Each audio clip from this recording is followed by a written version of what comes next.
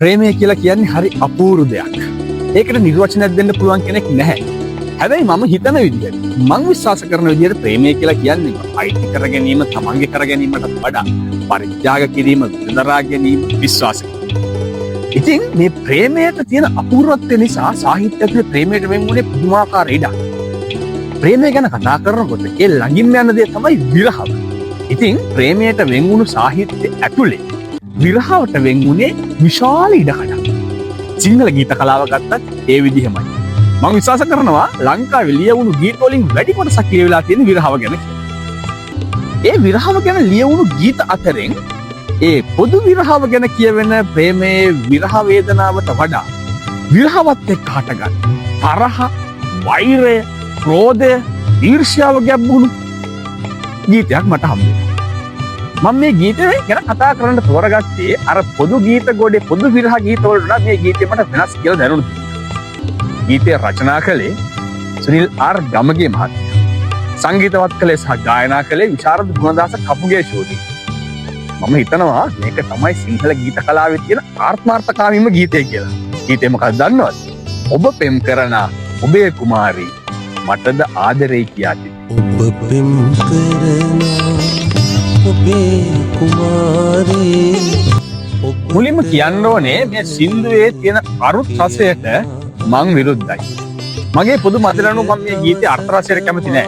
හැබැයි ගීතේ පද රචනාව ගත්තත්, ගායනය ගත්තත්, සංගීතය ගත්තත් විදග්ධ ගීතයක තියෙන ඕනේ සියලු ලක්ෂණ තියෙනවා කියලා මම මේක විශ්වාස කරනවා. ඔබ පෙම් කරන ඔබේ කුමාරී පෙර දවසක මා පෙම් කරනා සා. ඔබට ආදරේ කියනා විලසින් මටද ආදරේ කියන්නේ. ඉතින් මේ කියන්න පුළුවන් කතාවක්. සැබෑවටම ආදරය කරලා ආදරයෙන් වෙන් වුණාට පස්සේ විරහව හටගත්තට පස්සේ තමන් පෙන් කරපු කෙනා තව කෙනෙක් සමග ආදරෙන් ඉන්නවා දැක්ක. ඒ ආදරේ දරා ගන්න බැරි වුණා. ඇය මාත් එක්ක හිටපු විදිය, ඔබට ඔය ආදරේ කියන විදිහටම ඇය මට ආදරේ කියලා.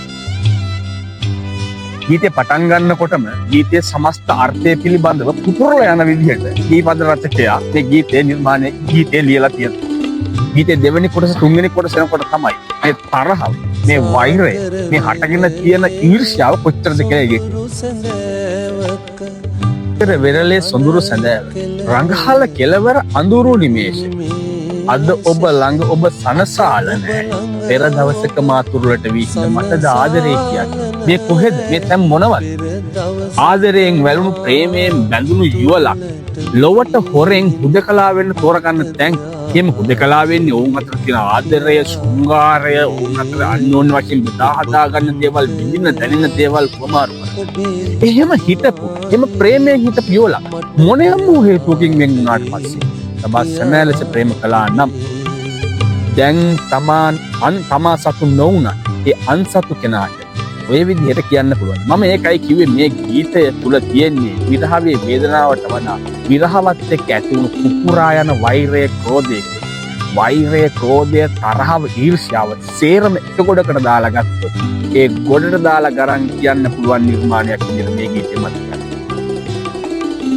සක්මන් මළුවක දෙපා ගෙවෙයි දොඩමලු පෙම්බස් ගොළු වී යන අපිට යන්න පුළුවන් හැම තැනකම ඇවිදලා ගිහිල්ලා ඉවර වුණාට අපිට කතා කරන්න පුළුවන් දේවල්, කරන්න පුළුවන් දේවල්, කියන්න පුළුවන් දේවල් සේරම කරලා ඉවර වුණාට පස්සේ තමයි මාගෙන් සමුගෙන ඔබ වෙතට පැමිණි. ඔයා වෙතට ඇය ආවේ මාත් එක්ක යන්න පුළුවන් හැම තැනම ගිහිල්ලා මාත් එක්ක කියන්න කරන්න පුළුවන් හැම දෙයක්ම කරලා. එහෙම ආපු ඇය පෙර දවසක සනහස සංගවා දෙනත නුරාවෙන් මට ආදරේ කියන්නේ. ඇය මට ආදරේ කිව්වේ සනහස සංගවගෙන දෙනෙත විතරක් නුරාව තියා. ගීත ඉවර වෙන්නේ ඒ විදිහට. මම ගීතේ පටන් ගද්දිත් කිව්වා මේ ගීතයේ අර්ථයට මම කැමති නැහැ. ගීතයේ ශබ්දයට විදග්ධ ගීතයක් විදිහට රස විඳින්න මම ආසයි. අර්ථයට මම කැමති නැහැ කිව්වයි දන්නවා. මම මුලිනුත් කිව්වා මම විශ්වාස කරන විදිහට මේ නිර්වචනයක් දෙන්න බැරි වුණු ප්‍රේමයට මගේ නිර්වචනය නම් ප්‍රේමය කියලා කියන්නේ දරා ගැනීම, විශ්වාස කිරීම සහ පරිත්‍යාගය. එහෙව් වූ ප්‍රේමයක් කළපු කෙනෙකුට තමන්ගේ ප්‍රේමයේ එහෙව් වූවා නම් ප්‍රේමයේ ඇත්තා වූ හෝ වේවා නැත්තා වූ හෝ වේවා තමන් ප්‍රේම කළ කෙනාට මෙහෙම කියන්න මේ ගීතය අවසානයේ මට කියන්න තියෙන එක දෙයයි. ඒ තමයි ඔබ කලා වූ ප්‍රේමය අවංක නම් ඔබට කලා වූ ප්‍රේමය වංක වුවත් ඔබ ඔබේ ප්‍රේමයට ගෞරව කළ යුතුමයි. එකට හේතුව ඔබේ ප්‍රේමය අවංක වූ නිසා. ඒ වගේම ඔබට කලා වූ ප්‍රේමය අවංක වූ විටකදී යම් කිසි විටක ඔබේ ප්‍රේමය වංක වී තිබුණත් ඔබ නිසකව ඒ ප්‍රේමයටත් ගරු කළ යුතුමයි. ඒ හේතුව ඔබේ ප්‍රේමය වංක වුවත් ඔබ මිනිසෙකු නිසා ඔබ තුළ මිනිසත්කම රැකගත යුතු නිසා. ඉතින් මේ ගීතය අර්ථ රසය පරිභව කළත් ශබ්ද රසයට මා ප්‍රිය කරන්නා වූ නිසා මං ඕගොල්ලොත් එක්ක බෙදා හදා ගන්නවා. ඉතින් විරහව ගැන ලියවුණු ගීත ගොන්නේ ඒ විරහවේ වෙනස් රසයක් දරුණු මේ ගීතය මං ඕගොල්ලොත් එක්ක බෙදා ගන්නවා.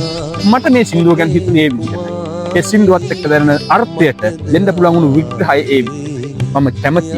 ඒ ගැන ඕගොල්ලෝ හිතන්නේ මොකක්ද කියලා දැනගන්න.